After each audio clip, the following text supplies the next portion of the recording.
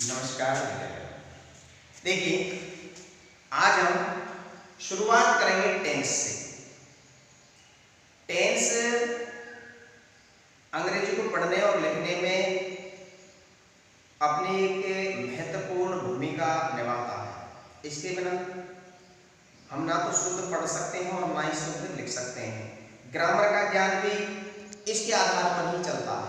इसका आधार नहीं होता, टेंस का आधार नहीं होता है या टेंस का ज्ञान नहीं होता है तो फिर हम पूर्ण ग्रामर को सटीक नहीं पढ़ सकते। तो देखिए, टेंस टेंस को हिंदी में अपन बोलते हैं काल, यानी कि समय।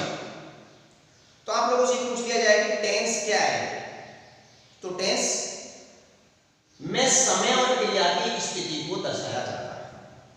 कोई पूछ लेता है आपसे कि टेंस क्या है, तो टेंस वह है जिसमें समय और क्रिया की स्थिति को दर्शाया जाता है, यानी कि जिसमें समय और क्रिया की स्थिति को शो किया जाता है। अब आगे देखते हैं, यानी कि मैंने बताया आपको समय और क्रिया की स्थिति को शो किया जाता है। तो समय के आधार पर इसे 3 भागों में बांटा गया है। शुरुआती जब आप पढ़ते हो तो हर कोई गुरुजी आपको लिखाते हैं कि टेंस 3 प्रकार के होते हैं। तो ये टेंस को 3 जो भागों में बांटा गया है वो समय के आधार पर बांटा गया है। केवल समय का आभास होता है हमसे, केवल हम समय को ही पहचान सकते हैं इसके आधार पर। तो वो है पहला प्रेजेंट टेंस, यानी कि वर्तमान काल। वर्तमान की जो स्थिति है, वर्तमान जो समय है उसको शो करता है। दूसरा है पास्ट टेंस, यानी कि भूतकाल। तीसरे नंबर का है फ्यूचर टेंस, यानी कि भविष्य काल। तो समय को कितने भागों में डिवाइड कर दिया? 3 भागों में। तो 3 केवल इससे हमें समय का बोध करना है, केवल हमें समय के बारे में इनके बाद ज्ञान लेना है इससे। तो देखिए यहां से सुनना, प्रेजेंट टेंस की पहचान होती है।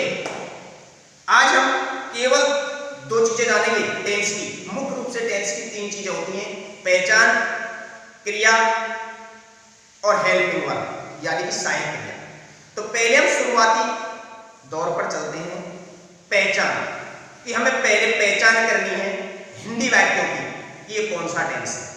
तो ये पहचान सिखा रहा हूं आपको, ध्यान से सुनना। प्रेजेंट टेंस यानी वर्तमान काल की पहचान होती है हल, जहां किसी वाक्य के अंत में, हिंदी वाक्य के अंत में है हल वाला आ जाता है, मान लीजिए वो पक्का प्रेजेंट टेंस है, यानी कि वह वाक्य प्रेजेंट टेंस का है। ऊपर वाक्य को देखिए, समय के आधार पर इसे 3 भागों में बांटा गया है। अंत में क्या आ रहा है? तो यदि ये वाक्य पूछा जाए कि वाक्य कौन सा टेंस का है, तो आपको बताना प्रेजेंट टेंस का है, यानी कि अंत में यदि है आ गया तो वह प्रेजेंट टेंस है।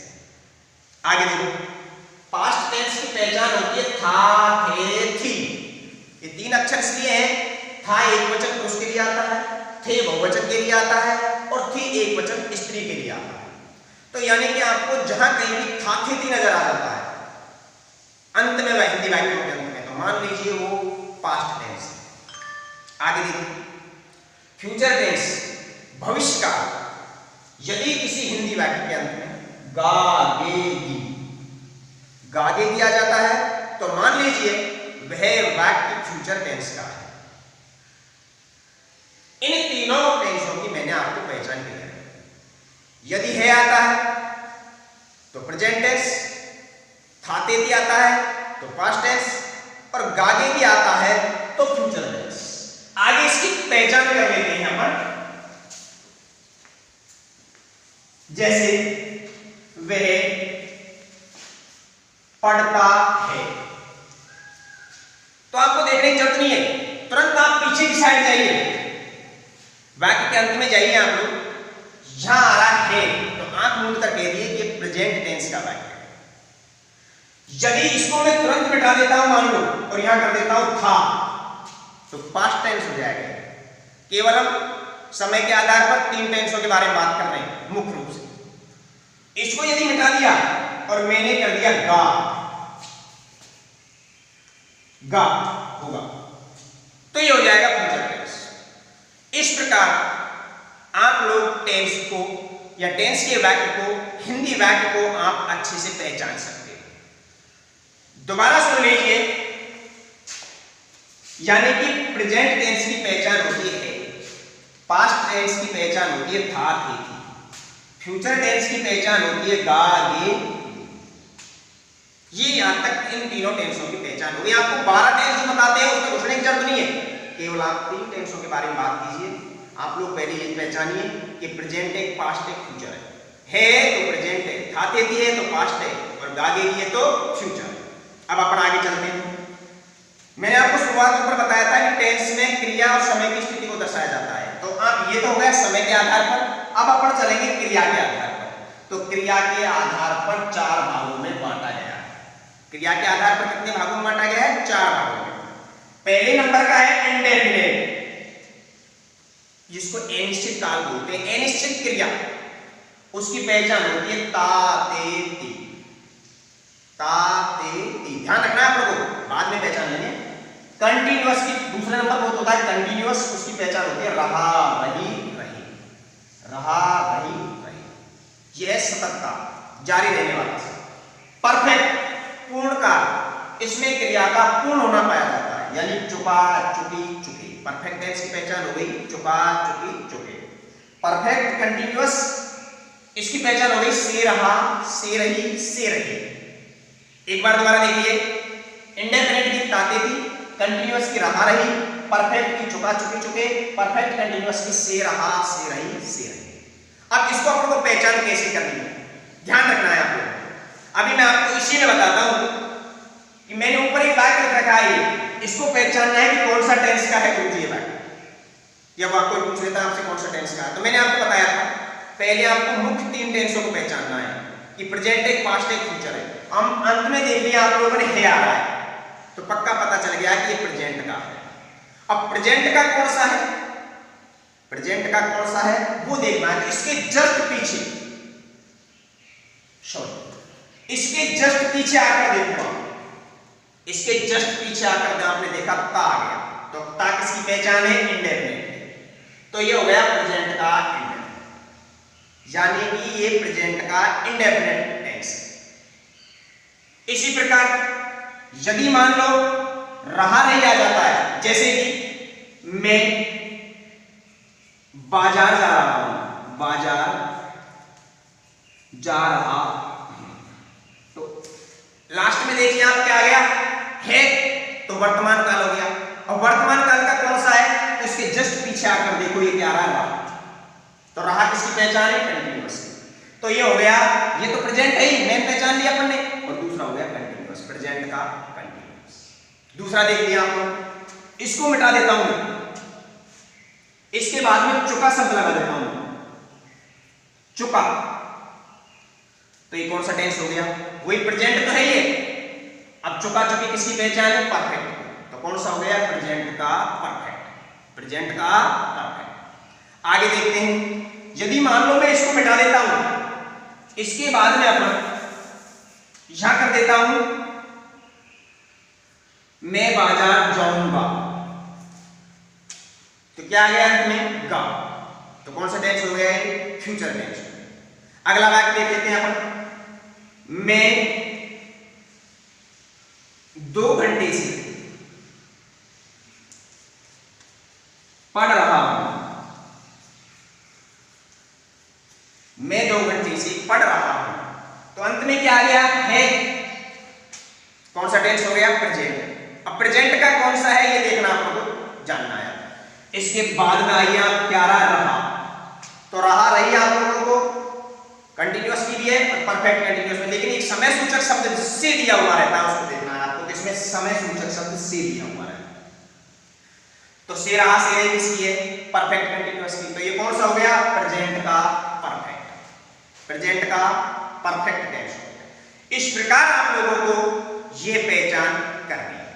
एक बात और इसके बीच में जो मैं आपको बताऊंगा कि जिस वाक्य में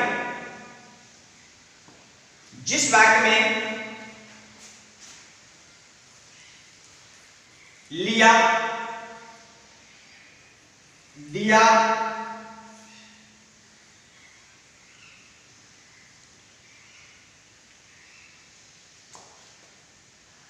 आया, यानी कि जिसके अंत में आ ए ई ऊ की ध्वनि निकलती हो, आ ए ई ऊ, जैसे आई,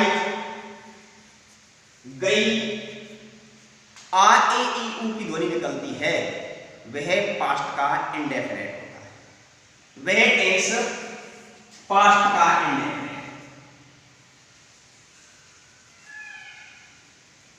पास्ट इंडेफिनेट यानी कि वह टेंस कौन सा होता है, पास्ट इंडेफिनेट। तो कहने का तात्पर्य यह है कि इनसे आप लोगों की पहचान पूर्ण हो जाएगी, और कुछ जो अपवाद हैं उनको हम आपको आगे शो करेंगे। यानी कि जनरल चीजें यहां तक आप लोग 95%, 95% टेंस की पहचान को पूर्ण कर सकते हो। जो 5% में रहती है, वो अपवाद रहती है, वो मैं आगे आपको अगले एपिसोड में बताऊंगा। इधर देखो, मैंने आपको बताया था कि मैं आज आपको पहचान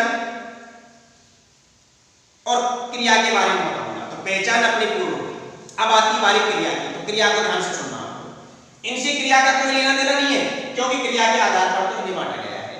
तो क्रिया ध्यान से सुनना।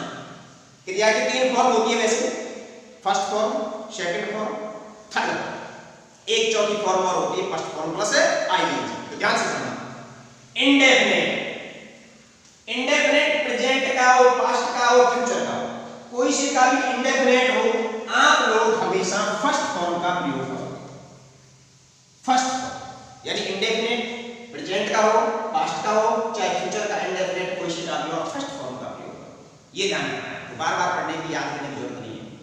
आगे कंटीन्यूअस, कंटीन्यूअस कोई से का भी हो, प्रेजेंट का कंटीन्यूअस हो, पास्ट का कंटीन्यूअस हो, चाहे फ्यूचर का कंटीन्यूअस हो, कोई से का भी कंटीन्यूअस हो, आप फर्स्ट फॉर्म प्लस आईएनजी का प्रयोग करोगे। First form plus ING. आगे देखिए, परफेक्ट, कोई से का भी परफेक्ट हो, प्रेजेंट का परफेक्ट हो, पास्ट का परफेक्ट हो, चाहे फ्यूचर का परफेक्ट हो। तीसरे नंबर पर आता है, ध्यान रखिए, तीसरे नंबर पर आता है, इसलिए हमेशा थर्ड फॉर्म का प्रयोग करते हैं। थर्ड फॉर्म का प्रयोग करते हैं। आगे देखिए, परफेक्ट कंटीन्यूअस, चाहे प्रेजेंट का परफेक्ट कंटीन्यूअस हो, पास्ट का परफेक्ट कंटीन्यूअस हो, चाहे फ्यूचर का परफेक्ट कंटीन्यूअस हो, कोई से का परफेक्ट कंटीन्यूअस हो, आप first form plus ING, first form plus ING. अब ध्यान देना आपको कि 2 टेंस ऐसे हैं जिनमें फर्स्ट फॉर्म प्लस आईएनजी का एक प्रयोग होगा, यानी कंटीन्यूअस और परफेक्ट कंटीन्यूअस। पहले स्थान पर इंडेफिनेट आता है, कोई से का भी इंडेफिनेट हो, फर्स्ट फॉर्म का प्रयोग करो। तीसरे नंबर पर परफेक्ट आता है, कोई से का भी हो, थर्ड फॉर्म का प्रयोग करो। यह आपकी मेन वर्ब यानी मुख्य क्रिया से संबंधित ज्ञान है। लेकिन एक बात ध्यान रखना, इसमें भी एक अपवाद है कि केवल पास्ट इंडेफिनेट और प्रेजेंट इंडेफिनेट ऐसे टेंस हैं जिनके साधारण वाक्यों में प्रेजेंट इंडेफिनेट में तो एक वचनकर्ता के साथ मेन वर्ब की फर्स्ट फॉर्म में एस अथवा ईएस लगाया जाता है, और बहुवचनकर्ता के साथ केवल फर्स्ट फॉर्म का ही प्रयोग किया जाता है। लेकिन पास्ट इंडेफिनेट में साधारण वाक्यों में क्रिया की सेकंड फॉर्म का प्रयोग किया जाता है। ये अपवाद है, ये तो बाद में याद हो जाएगा, आप जनरल चीज को याद करिए। पहले आप लोग अपवाद पे मत जाइए, केवल इन चीजों को याद करिए, अपवाद ऑटोमेटिक याद हो जाएगा। अब आगे इनकी एचपी के बारे में कल बताएंगे।